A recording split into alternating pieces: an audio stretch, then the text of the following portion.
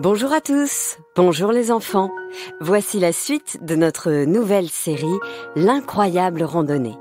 Une histoire imaginée en collaboration avec Decathlon, la marque partenaire pour bouger et découvrir les merveilles du sport. Je vous rappelle les enfants qu'il s'agit d'une histoire un peu particulière puisque vous pouvez y participer. Le principe est très simple, vous n'avez besoin d'aucun matériel, vous avez juste à vous installer dans un endroit où vous avez un peu d'espace et où vous vous sentez bien. Cela peut être dans votre chambre, dans votre salon, dans votre jardin, pourquoi pas. Je vous rappelle aussi qu'à chaque fois que vous entendrez ce petit jingle, cela veut dire que je m'adresse à vous directement pour vous aider à comprendre quoi faire et comment le faire. Vous aurez simplement à suivre les consignes que je vous donnerai. N'oubliez pas non plus, vous pouvez participer à plusieurs avec vos parents, vos frères, vos sœurs ou vos amis. Cette histoire a été écrite par Benjamin Muller, est interprétée par Céline Kallmann et réalisée par Alexandre Ferreira, avec l'aide précieuse de Vincent Léonard. Le papa de Vida, qui venait d'entendre sa fille crier, se mit immédiatement à sa recherche. Il était très inquiet. « Vida! Vida, tu es où? Vida! Vida, où es-tu » « Je suis là, papa! Je suis là! Dans le fossé! J'ai glissé en voulant monter sur un caillou et du coup je suis tombée sur cette branche. J'ai la jambe en sang. » Effectivement, la pauvre Vida ne s'était pas ratée. Et sa blessure était impressionnante, à cause du sang, mais au final, plus de peur que de mal. On pouvait parler d'un gros bobo, mais rien de très grave. Mais bon, tout de même, un vrai bobo qui allait empêcher Vida de marcher normalement pendant un jour ou deux. Allez, ma chérie. Ah, ma chérie, j'ai eu très peur. Ça va aller. Je suis sûre que tu n'as rien de cassé. Allez, grimpe sur mon dos. Je te ramène au campement. Vida est là! C'est bon! Plus de peur que de mal, Rassura Quentin. En bonne aventurière, elle s'est bien écorché le genou. La maman d'Ilyes, Leïla, qui était médecin, coup de chance, il faut bien le reconnaître, se chargea de désinfecter la jambe de la petite fille et surtout de la rassurer. « Tu vas avoir un peu mal et sans doute que demain tu ne pourras pas galoper, mais aucune inquiétude. D'ici quelques jours, ce ne sera qu'un mauvais souvenir. » Carole, rassurée, invita alors tout le monde à aller se coucher. « Hop, tout le monde au lit! Nous verrons demain comment aider Vida, si elle ne peut pas marcher.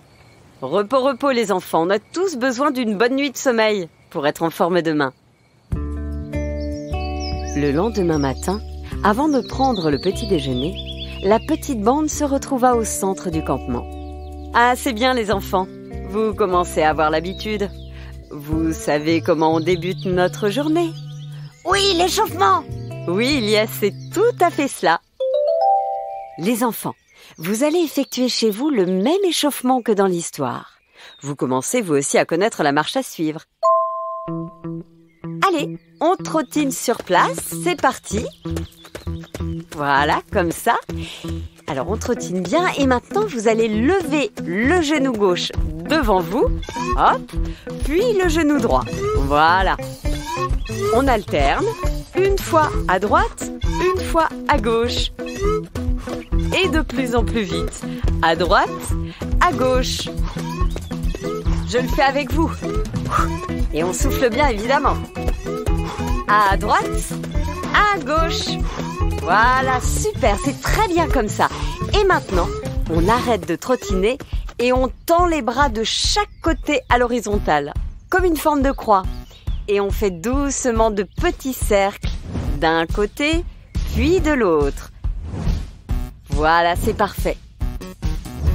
Et quand on a fini, allez hop, on se remet à trottiner sur place. Et on garde le rythme. Parfait cet échauffement les enfants, c'est très bien. On continue de trottiner. Et moi alors? Grogna Vida, qui était restée dans sa tente.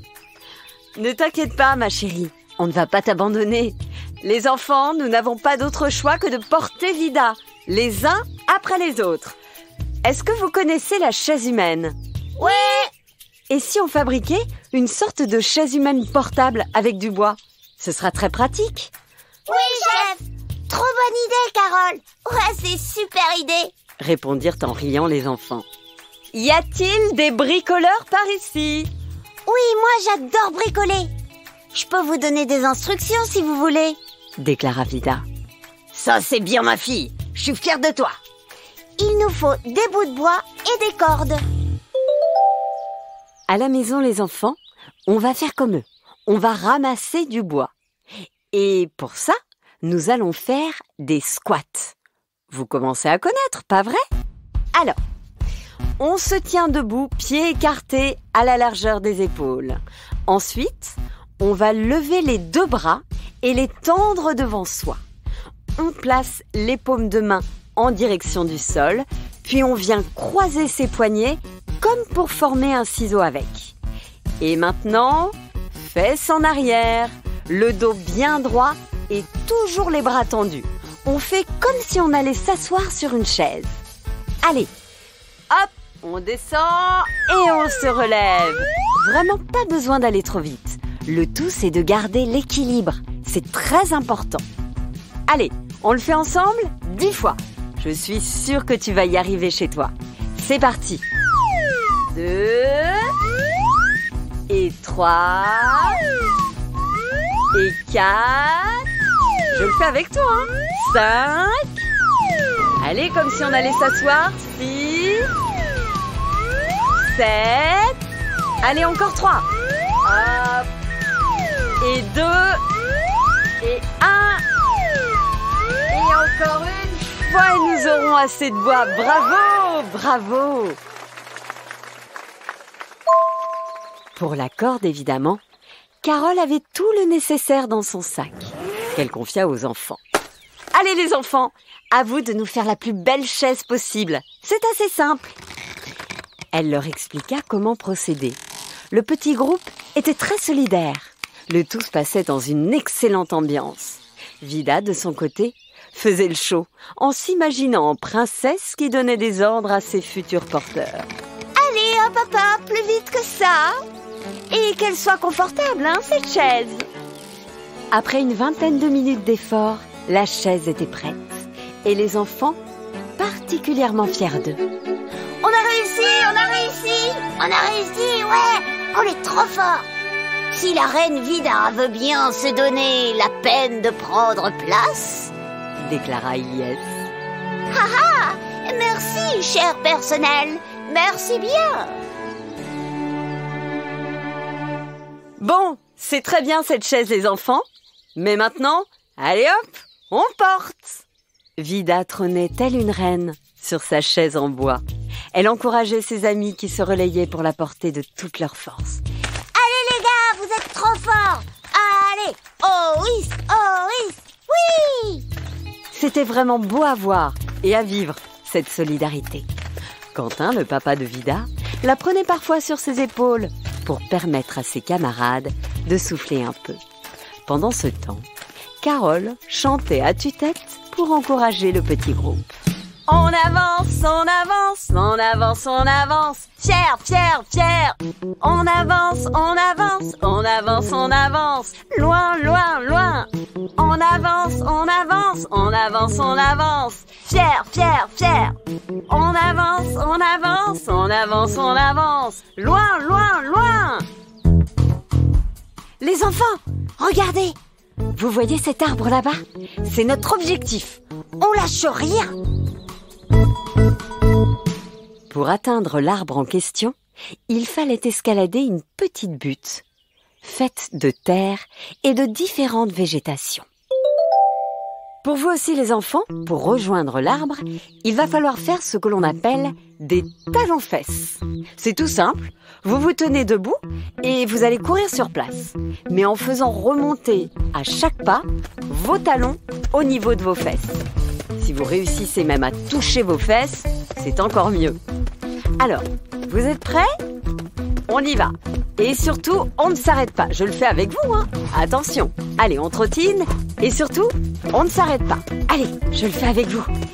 C'est très important pour réussir à rejoindre cet arbre. Et donc, déposer la princesse Vida pour qu'elle se repose un petit peu. Allez, on court. Et les talons, on les remonte jusqu'aux fesses. Voilà, c'est très bien. C'est normal si tu es un peu essoufflé, mais tu continues. Plus tu vas tenir longtemps, et plus cela veut dire que notre petit groupe va réussir à atteindre son objectif. Allez, je compte sur toi, je compte sur vous. On continue. Pour vous motiver, vous pouvez chanter avec Carole. On avance, on avance, on avance, on avance. Fier, fier, fier. On avance, on avance, on avance, on avance. Loin, loin, loin. On avance, on avance, on avance, on avance. Fier, fier, fier. On avance, on avance, on avance, on avance. Loin, loin, loin. Allez les enfants, je ne vous entends pas. On avance, on avance, on avance. Fier, fier, fier, on continue. Allez, talons, fesses, talons, fesses. Allez, encore 10. Et 9. Et 8. 7. 6. 5. Allez, encore 4. 3. On y est presque. 2. 1.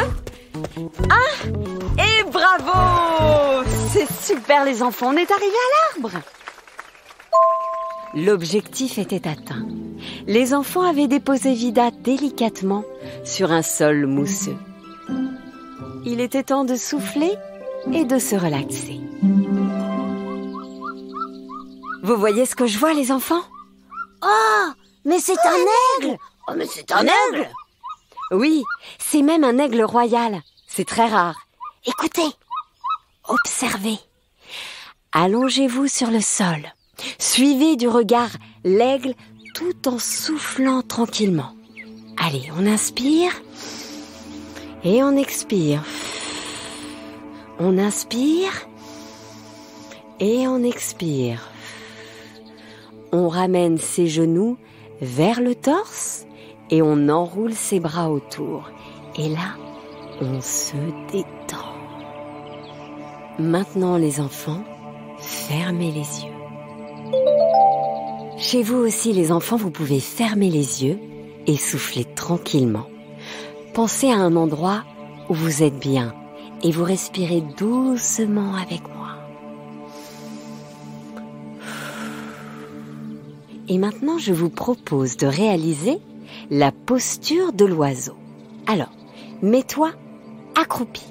Tu replies tes bras et tu mets tes mains ou tes poignets sous les aisselles, sous les bras. D'accord? Ensuite, sans bouger tes mains, tes deux coudes s'approchent l'un de l'autre vers l'arrière, comme si tu avais un stylo entre tes omoplates. Voilà. Maintenant, tu penches doucement ta tête en avant, de plus en plus, comme si tu étais un oiseau et que tu allais pêcher un poisson avec ton bec. Maintenant, tu remontes doucement ta tête, tu te redresses, tu ouvres tes bras en grand, comme pour déployer tes ailes. Allez, on recommence encore une fois. On s'accroupit, tu replies tes bras, tu mets tes mains ou tes poignets sous tes aisselles. Et sans bouger tes mains, tes deux coudes s'approchent l'un de l'autre vers l'arrière. C'est très bien.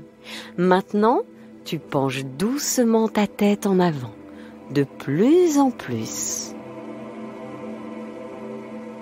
Et tu remontes doucement ta tête.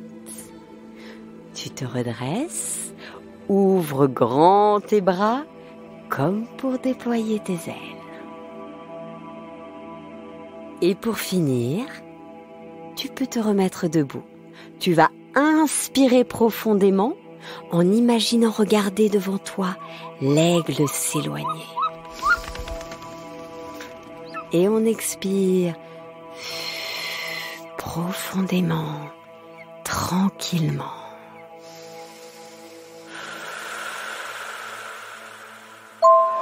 Bravo les enfants, vous êtes des chefs. Nous allons maintenant monter les tentes et manger un bon sandwich. Ouais, ouais. Oh, Carole, regarde! Une tyrolienne!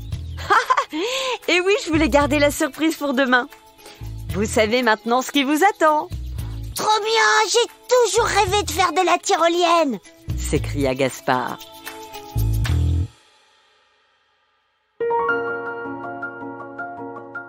Voilà, c'est la fin du 3e épisode de l'incroyable randonnée. Félicitations à vous les enfants et les parents qui avaient participé à cette aventure avec nous. À très bientôt pour la suite de cette histoire qui a été écrite par Benjamin Muller, interprétée par Céline Kallmann et réalisée par Alexandre Ferreira, avec l'aide précieuse de Vincent Léonard. Une histoire imaginée en collaboration avec Decathlon, la marque partenaire pour bouger et découvrir les merveilles du sport.